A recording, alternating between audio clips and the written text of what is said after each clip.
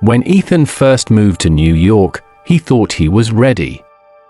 He'd spent years studying English back home, memorizing grammar rules, watching movies with subtitles, even reciting entire speeches in front of his mirror. But the moment he stepped into that buzzing city, with its blur of taxi horns, coffee chatter, and words flying faster than he could catch, his confidence began to tremble. He stood in line at a small coffee shop on Fifth Avenue. The smell of roasted beans filled the air, and a woman ahead of him was talking rapidly into her phone, using words he'd never heard before. "Yeah, totally. I'll circle back once I get the brief," she said. Ethan froze. Circle back? Brief? He had no idea what that meant. When his turn came, the barista smiled and asked, "What can I get you?" Ethan panicked. He had rehearsed this moment. 1. Coffee. Please. The barista tilted her head. Sure, what kind? He blinked. Coffee. Just coffee. She laughed gently. Hot or iced? He nodded quickly. Yes. Her smile softened. Okay, I'll surprise you. As the next customer stepped forward, Ethan's ears burned. He took his cup, mumbled a thank you, and walked out with his heart pounding. He could barely taste the drink. He was too busy replaying the scene in his head, over and over. That was the first time he realized speaking English fluently wasn't about knowing the words. It was about feeling them. It was about rhythm, tone, and confidence, the invisible language behind the words themselves. That night, Ethan sat on his bed in his tiny apartment, staring at the city lights outside. He whispered to himself, "Why can't I sound like them? Why does every word feel like a test?" He decided something had to change. He wasn't going to survive here by being quiet. The next morning, he went to a small park nearby, the kind where people walked dogs and drank coffee from paper cups. He sat on a bench and listened. He listened to conversations drifting by, the way people paused, laughed, interrupted each other, filled silence with "you know" and "I mean." He began to mimic them quietly, repeating phrases under his breath. A woman sitting beside him noticed and smiled. "Practicing English?" she asked. Ethan nodded shyly. "Yes. I am learning." "That's great," she said warmly. "You sound good already." He blushed. "No, not good. I want to sound smart." She laughed softly. "Smart? You already do. Confident sounds smart." Those words stayed with him. Confident sounds smart. That evening, he recorded himself speaking.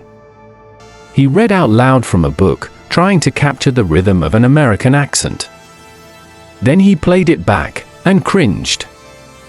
His voice sounded flat, unsure, like he was tiptoeing through each sentence. But instead of giving up, he tried again. And again.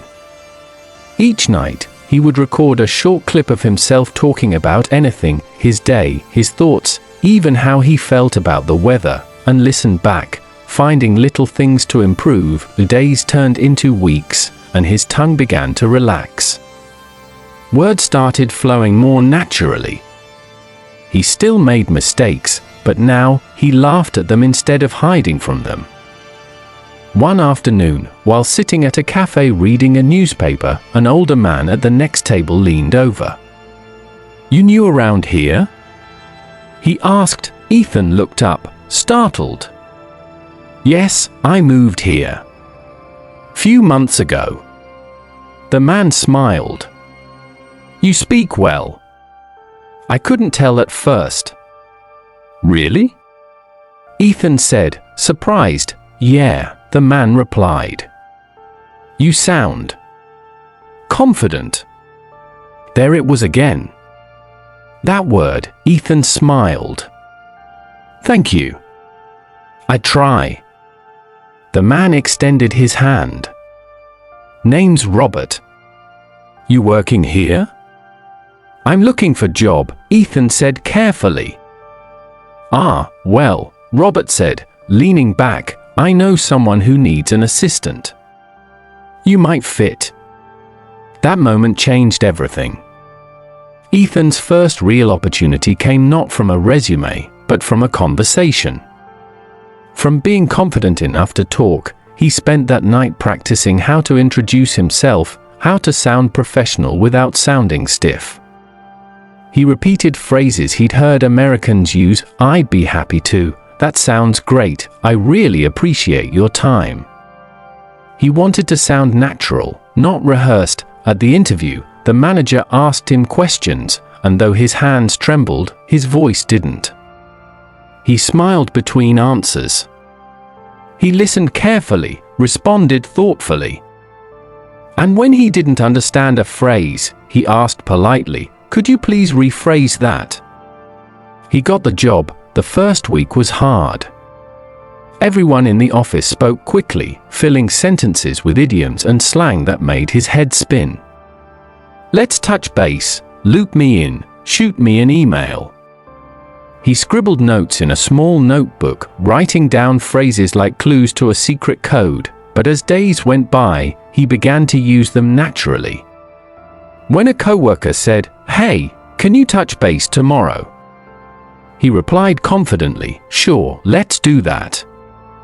Each small victory made him stronger. He started reading aloud every morning before work, sometimes from magazines, sometimes from song lyrics. He learned to mimic tone, stress, and melody. English, he realized, wasn't mechanical. It was music. One day, Robert, the man who had first introduced him to the job, stopped by his office. "You've come a long way, kid," he said. "When I first met you, you barely said 10 words." Ethan laughed. "Now I can't stop talking." Robert chuckled. "That's the spirit." Months later, Ethan gave his first presentation at work. Standing in front of 20 people, he felt the old nerves creeping in. But he remembered that day in the park, when that woman told him confidence sounds smart. He took a deep breath, smiled, and began speaking. The words flowed like water. His voice was calm, expressive, steady. He even cracked a joke, and they laughed. When he finished, his manager said, "You spoke like a native." After the meeting, Ethan walked outside, feeling the crisp air against his face. For the first time, he didn't feel like a foreigner. He felt like himself, but stronger. He realized that sounding smarter wasn't about using big words. It was about using your own words with confidence. He began helping others who struggled like he once did, students who were shy, professionals afraid to speak, dreamers chasing a voice that felt distant. He told them, "You don't need perfect English to sound confident. You need honest English, words that sound like you, but braver." Over time, Ethan became known for his smooth way of speaking. People admired his calm, articulate voice. They said he had presence, that quiet strength that makes people listen. But behind that voice were hundreds of small moments, the awkward pauses, the laughter, the determination to keep going even when it felt impossible. One evening, years later, Ethan was invited to speak at a community event for international students. He walked up to the microphone, smiled at the crowd, and said, "When I first came here, I couldn't even order coffee without panicking. Now, I stand before you because I didn't stop talking." The audience laughed and clapped. He continued, "Fluency isn't just about language. It's about courage. The courage to be misunderstood. The courage to sound different. The courage to keep speaking when your voice shakes. Because the moment you stop being afraid of mistakes, your words begin to dance. The hall fell silent for a moment. Then came the applause, not just polite, but heartfelt. That night, as he walked home, the city lights shimmered around him. The same streets that once scared him now felt familiar. The same language that once made him feel small had become his strength. He whispered to himself, "I talk better now. Because I believe in what I'm saying." Confidence, he had learned, wasn't something you wait for. It was something you build, one word at a time, and somewhere, deep inside, the shy boy who once couldn't order coffee smiled. I share stories like this every day. Subscribe so you don't miss the next one.